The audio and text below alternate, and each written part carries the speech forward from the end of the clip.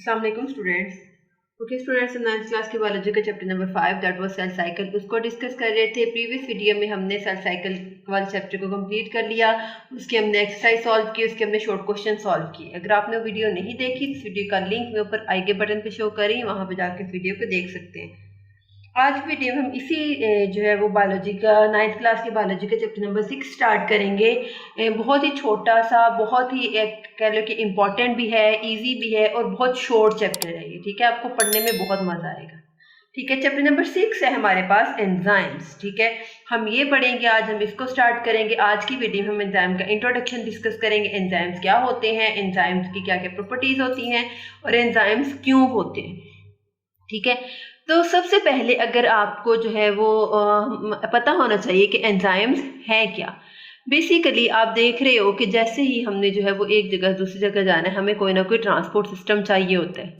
ठीक है, तो सिर्फ वो ट्रांसपोर्ट सिस्टम नहीं चाहिए होता, उसके साथ साथ हमें कुछ चीज़ों की ज़रूरत पड़ती है जो कि उसको उस काम को हमारे काम को स्पीड अप कर दे। जैसे कि हमें गाड़ी चाहिए तो गाड़ी के साथ हमें क्या चाहिए, पेट्रोल चाहिए। तो पेट्रोल क्या करेगा, हमारे जो है वो डिस्टेंस को ख़त्म करेगा, कम करेगा, स्पीड अप करेगा हमारी गाड़ी को। इसी तरह से हमारी बॉडी में different type of chemical reactions हो रहे हैं। Different type of chemical reactions हो रहे हैं तो उन्हें जो है वो अगर वो अपनी मर्जी से होते रहेंगे तो उन्हें बहुत टाइम लगेगा। लेकिन कोई ऐसी चीज़ है हमारी बॉडी में जो हमारे उन केमिकल रिएक्शंस को स्पीड अप करिए, उन केमिकल रिएक्शंस में जो है वो इस तरह की एनर्जी इनमें पैदा करिए जिसकी वजह से वो केमिकल रिएक्शंस फास्टली हो रहे हैं। ठीक है, उस चीज़ को हम कहते हैं एंजाइम्स। एंजाइम्स की अगर हम डेफिनेशन देखें, आपको एंजाइम पेपर में आ जाए डिफाइन एंजाइम्स, अगर शॉर्ट क्वेश्चन आ जाए तो उसको किस तरह से डिफाइन करोगे। Enzymes are proteins that catalyse. Catalyse का मतलब है स्पीड अप, मतलब कि उस रिएक्शन को कैटालाइज कर देना है, स्पीड अप कर देना है, उसको तेज कर देना है।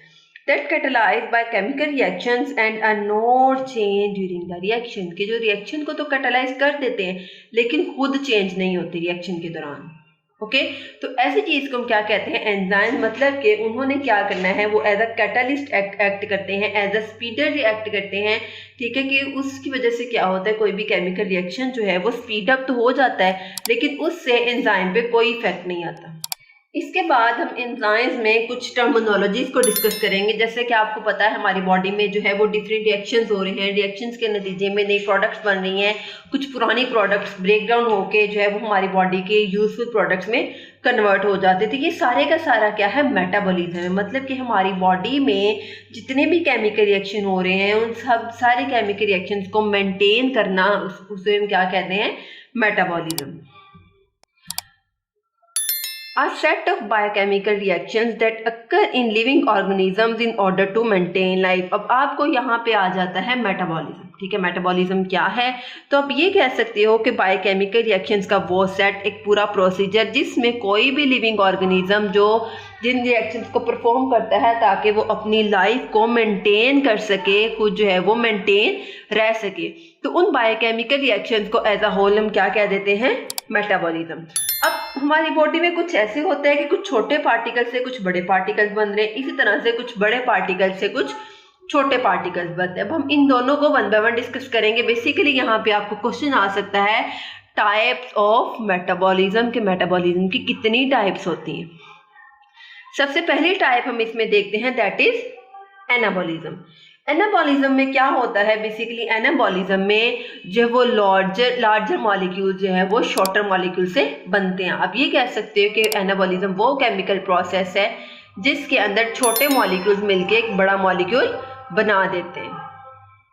अब इस रिएक्शन में क्या हो रहा है, एनर्जी यूज हो रही। जाहिर है एक छोटी चीज ने एक बड़ी चीज में कन्वर्ट होना है तो उसको ज्यादा एनर्जी लगानी पड़ेगी। तो जब वो ज्यादा एनर्जी लगाएगी तो बॉडी की एनर्जी एनाबॉलिज्म में यूज हो जाएगी। इसके बाद अगर हम इसकी एग्जांपल देखें तो इसकी एग्जांपल है हमारे पास फोटोसिंथेसिस। फोटोसिंथेसिस में क्या हो रहा है, कार्बन डाइऑक्साइड और वाटर कुछ इक्वल रेशियोज में जो है वो आपस में रिएक्ट करते हैं और क्या बनता है, हमारे पास ग्लूकोज बनता है। आपने क्या देखा, इसके अंदर दो छोटे मॉलिक्यूल से एक बड़ा मॉलिक्यूल बन गया। तो ये क्या है, एनाबॉलिज्म।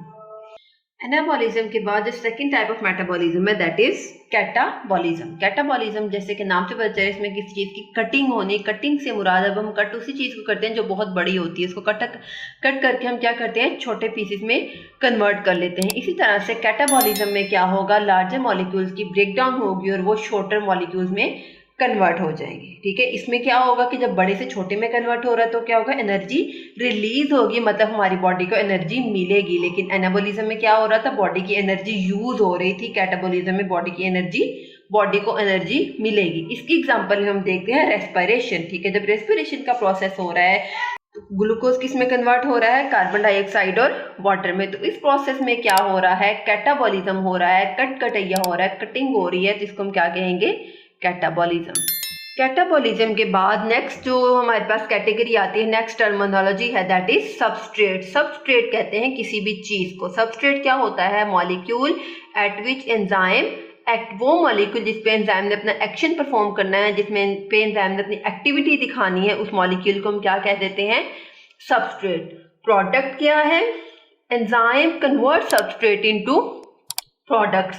अब जिस तरह से हमने प्रीवियस में देखा कि कार्बन डाइऑक्साइड और वाटर से क्या बन रहा है, ग्लूकोज बन रहा है, तो कार्बन डाइऑक्साइड और वाटर सबस्ट्रेट्स हैं। एंजाइम आएगा, इन दोनों को ग्लूकोज में कन्वर्ट कर देगा। तो जो वाटर है, ठीक है, हम यहाँ पे देख लेते हैं, जो कार्बन डाइऑक्साइड और जो वाटर है ये क्या है, हमारे पास सबस्ट्रेट है।